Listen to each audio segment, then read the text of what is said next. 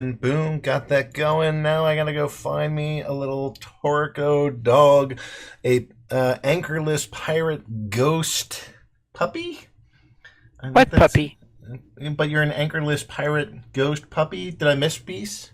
Yeah, yeah. I Can you can't hear see it me? all. I can hear you. I'm just looking at your Okay. name and I can't see it all in my in the live on air. Yeah, So, puppy. you were listening to MSP Waves Radio. I am your host, Skanky J, who is also better known, quite possibly, as Witness Number 11 on the Steemit platform or the Steam platform. And I have on the show with me tonight Toriko. Toriko is a fairly frequent guest of the show, a very common participant in the Minnow Support Project Deep End, and it is always a pleasure to have you here. And what brings you on the show tonight? What can we talk about? What are you interested in sharing this week with this audience? Well, I don't have anything really particular, just things and bobs flashing around in my head. First, I'll stick an interesting aside in the chat, just because I saw it pop up and I thought people would like to know and maybe comment on it. Um, Other than that, a contest I'm thinking about doing in the near future with USIMON. But that'll be up in a couple days, maybe. I'm not quite sure. We're still sorting it out. It's going to be in an artist collaboration. Okay. So What's it going to look any like? artists, we just talked about it an hour ago, so I don't know. All right. We're still thinking about it. I'm just putting it out there. That's coming. I'm curating. I'm constantly busy, and I thought, just to swing things back around, I just peg you, Aggie, and say, Maine. And Are so, you going to see Maine in Maine? I'm not. Main event lives in like the absolute middle of nowhere. So when I Yeah. said I'm going to the middle of nowhere, I would have to drive an additional 3 or 4 hours in the middle of nowhere to get to him. That's how far he's in, like Kanedistan. That's like they're getting ready to revolt and secede from the Union. They're pretty far up there. So I'm not going quite that far. Um, if he comes down to Boston at some point, because you can't stay in Maine indefinitely without being like, I need something that this part of the world can't actually produce or offer. At times, you have to actually go into bigger cities. So I could go meet him in Portland or something at some other time, but I hadn't planned it. In part because I'm like a really shitty planner.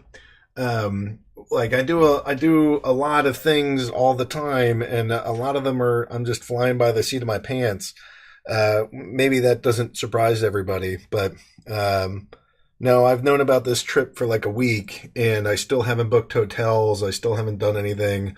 Technically, I probably should already be in Maine, but I figured, screw it, I'll just drive early tomorrow morning. So, like 6 hours from now, I'll be hoofing it up to middle of nowhere, Maine.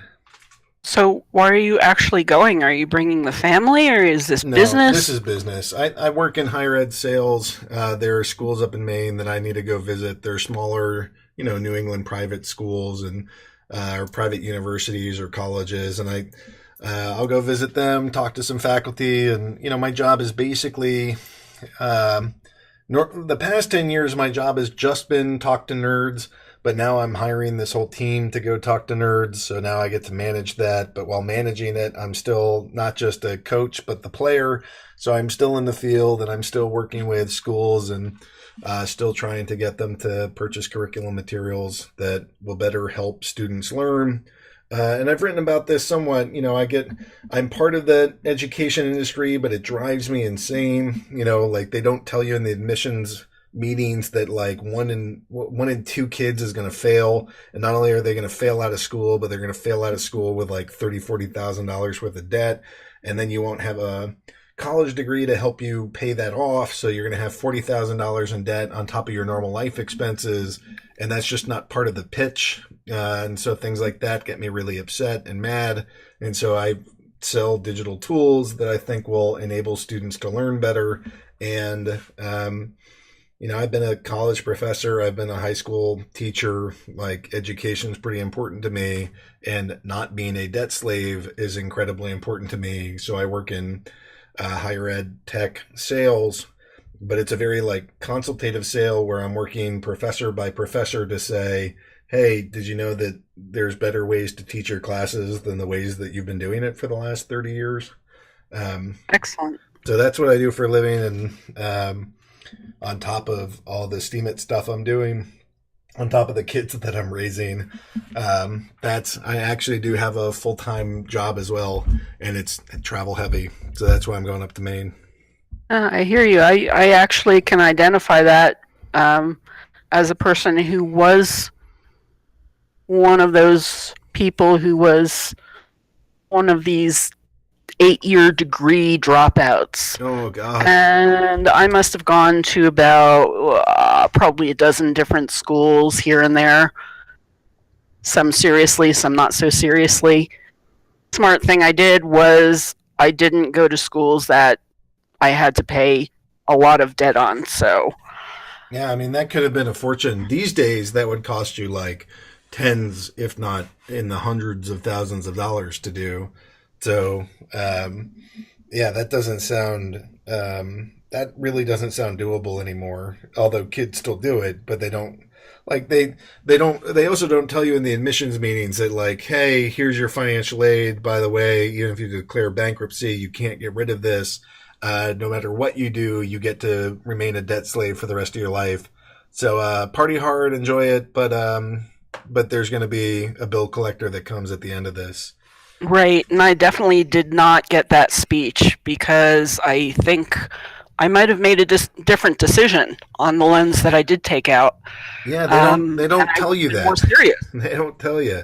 In part, yeah, I mean, this is I'm getting into trouble with this, but the Board of Education is responsible for those loans, and I would go in and say, look, they're actually a corporation. They're not a government agency like you'd expect. So there's that aspect. But the people that are like lending you that 1.7 or 1.8 trillion dollars or whatever it is right now, like the people that it's like the foxes are in control of the hen house. The people that are lending the money and making the money from that are the people setting the rules and setting the standards. And there's not a separation between the corporate financial interest in that and the how student debt plays out at the federal level.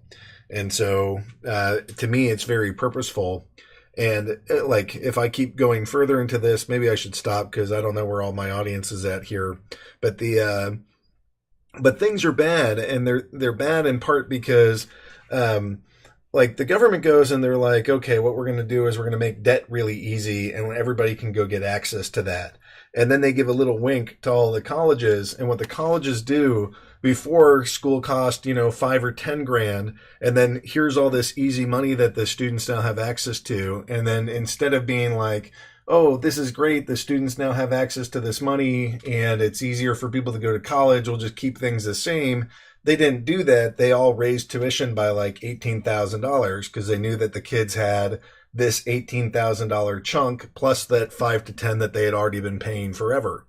So now school goes from being, $5,000 to $10,000 to $23,000 or more. And the easier that the government makes it for the students to get the loans, the more loans that they can get, the more that the college tuition start going up. And then they use the high price of college tuition as a way to justify getting higher and higher loan amounts. And you create this really vicious cycle where, it used to be, like a couple $100 for a credit hour before all these government loans got into place. And now they're, thousands of dollars per credit hour. And the schools are building giant new gymnasiums and complexes and stadiums. And they hire 1 million different administrators from 1,000 different walks of life. And that kid is now paying $50,000. Probably going into massive debt to do it. And the jobs that they're getting are still paying like 40 grand. And that's no bueno because it's hard to pay off $50,000 of debt, if not more, possibly $50,000 per year. And it's hard to pay that back when you're only making 40 or 50,000 when you get out of college. And people don't tell you all these things, and a lot of kids are getting screwed out of it. And there's no way to run away from it because the feds also made it so that you can't declare bankruptcy and get rid of the loans. So this becomes like a shackle on your leg for the next X million years of your life as you try to bang out these debts. Totally agree. Lesson to anybody out there who is considering college: really think about the finances of it. I could probably go on about that subject forever, but yeah, you're right. I don't know how many of the audience are actually at that stage of their life. So I want to like one of the things I want to eventually do, and as we are able to grow more and more infrastructure, as I can get some funds in here, as I can grow this place, I want to build a library first, and then use a library to go start building other courses, and actually try to provide some education through the block where people can, basically get paid to go to school. I have visions like that in my head. I have visions of like creating some technologies for higher education that are going to use the blockchain to help students get paid for their work. I got a bunch of ideas in this space, and eventually I'll get to them and build them. But I want to help these people, and right now it's totally broken, and I fight it. I'm doing my best. Yeah. But I still feel like I am, even as a good Samaritan in this, I am just one more cog in a big evil wheel, and I get queasy about that. I feel a lot better about my life on Steemit than I do about the sort of terrestrial job that I do in higher education. Mm-hmm.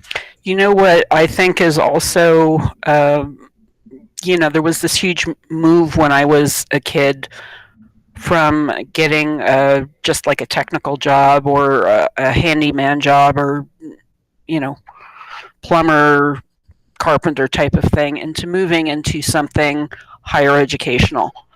Yeah. So nobody wanted this useful job.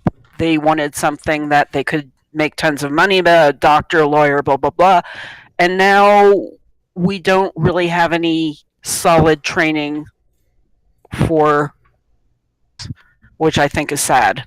Yeah, but we do have lots and lots of people that have higher ed degrees that can't use them. That can't use them. And they have tons of debt, which is making some bankers a shitload of money. So there is that to be thankful for. Yeah, I'm with you. This is it's a shitty system that we're living under. That's part of why I built this place, to try to create some kind of alternative. And I feel like this whole Steem thing has the ability to counteract some of this. And if we can use open source and utopian models, and meaning utopia.io, not just like the world's utopia model, but if we can kind of come together on these things, then I think we can make a better world. But the corporations aren't going to hand that to us. The United States government is not going to hand that to us. If they wanted something different, we'd have it. This is what we get because this is what benefits them. So we got to create something different, and here we are. Here we are collectively. And they're going to make it as hard as possible. I mean, my utopian idea, which is totally just like pie in the sky, is starting, I think Quinnicker has something going down South Texas where he has his own little community there. And I think this is the kind of idea that I could really sink my teeth into and just say, okay, yeah, here's Nuggetville.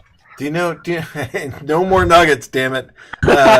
We're not doing no more nuggets, and there's one more. For the win. And no Cheez-Its. No more Cheez-Its on my show. This is a peace, abundance, and liberty. It's Furryville. Furryville will work. Love Juice will be the first one in attendance down there. Shit, I actually had a thoughtful... Do you know what intentional communities are? You've heard that term, I'm assuming? Yes, of course. That's actually what I went to college for. Yeah, will you tell the audience what an intentional community is? Well, I mean, it's depending on the people who actually... Are people still hearing me? Because I feel like I'm... Here. Okay. They're communities, and they can range anywhere from a couple of families up until the hundreds. And depending on what the base is, you could be a religious intentional community, you could be an eco community. There's various ways you can declare yourself an intentional community. But the idea is to sort of cooperate together on a common goal and Live with to, purpose. yeah. And there's websites out there. There's ic.org, I think, or .net, which is intentional communities website, which will list all of the intentional communities and what their goals are, how many members, what, are they taking members, what does it cost, all that kind of stuff. Yeah, I've looked into living in them. I've certainly spent some time in things that I would consider an intentional community. I have shaped the Minnow Support Project and the Peace, Abundance, and Liberty Network out of intentional communities and their spaces. So I'm a big fan. And if you are looking, if you're in the market for a different kind of life that might be closer to what you're experiencing here, one of the best bets you'll have is actually in an intentional community. I've actually looked into that a bit and gotten a couple of ones that I want to visit here in Colorado, because I do actually, and that to me was a primary goal, is that, I could live anywhere, but I want to actually like where I live. So I took a lot of years doing that, is finding a community that I can really identify with. No. Maybe there's somebody in the audience I think you looking for a home, and hopefully they'll find that intentional community to go be a part of. But you think you think that I what? Well, I was just saying you actually hit the nail on the head, not but in a virtual sense. We are an intentional community here. Yeah. And you have to start the idea and then move down to the practical level. Yeah, it is designed that way. I took the sort of community guidelines, community standards are not plagiarized, but heavily influenced by an intentional community that I was a part of, that I thought, if I'm going to create a community, what's the best community that I've ever been in, that I feel like I've experienced the most growth from, that was the most beneficial. And I looked at them and I said, this thing's amazing. So I'm going to go pull a lot of their rules out. And, things that, like, we're in Discord and we're on Steem, so there's lots of things that don't make immediate sense. So I had to change quite a bit. But at least the founding documents of this place are very much from one of the best intentional communities that I've ever experienced or lived in. And so here it is. It's part of this community now, and hopefully people are experiencing that as they're wandering around and having strong, positive interactions and finding ways to heal themselves and finding ways to grow, that we as a group are collaboratively creating a space that allows for that. And part of that is the design of this place. And you might not know it, but that was an intentional aspect of this from the beginning of when I founded it. And, that's part of me being an educator and part of my founding doctrine of what I want this place to be. And it's amazing to see that materialize and manifest for the folks that are in here and working together and experiencing some of the benefits of that. That's really cool. I wonder, have you ever written a post about that? Probably not directly, actually. I mean, I've certainly posted on the community guidelines and posted on the rules, but I haven't clarified sort of where they came from, when I made them this way. There's aspects out there that I was a professor and an educator, and people know that, or some people know that. But no, I haven't been that deeply transparent about some of the founding doctrine of this. Of like how it got set up, the communities that I was mimicking and modeling, in part because I have sort of an embarrassment of riches. My dad is actually a medical doctor. He's had like a long career in he's a oncologist, so he has had a long career sort of making anti-cancer drugs and agents. And I argue about whether they work or not, but I've had the benefit of that. I've had a lot of private schools in my life. I've been in a lot of communities that are pretty expensive that create some pretty freaking amazing cultures. And I'm trying to take some of the best of that, take some of the best of the startup businesses that I've been in, and try to bring that into this intentional community. So the short answer is no, I haven't really boasted on that, but we're talking about it now, so that sort of Yeah, counts. well, it's a thought, just in case you're ever at a loss for an article. Yeah. I would be interested in hearing about that. Well, yeah, maybe I can. I'll write something up for you. I don't know when I'll get there, but Yeah, when you get there. I'll get there. Great. All right. I feel like that's a pretty good stopping point for Yep. you and I tonight. Does that feel okay to you?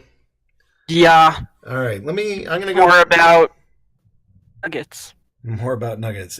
With that, I'm kicking you off. All right. So you are listening to MSP Waves Radio. I'm your host, Skanky J. We're winding down the show here. It doesn't look like I have anybody else. So I'm going to go play another song, and then I'll come back on air and give at least one more kind of evil monologue to the audience. And then following that, we'll all head out of here. So I'm going to go play Crash Into Me by the Dave Matthews Band, but only after I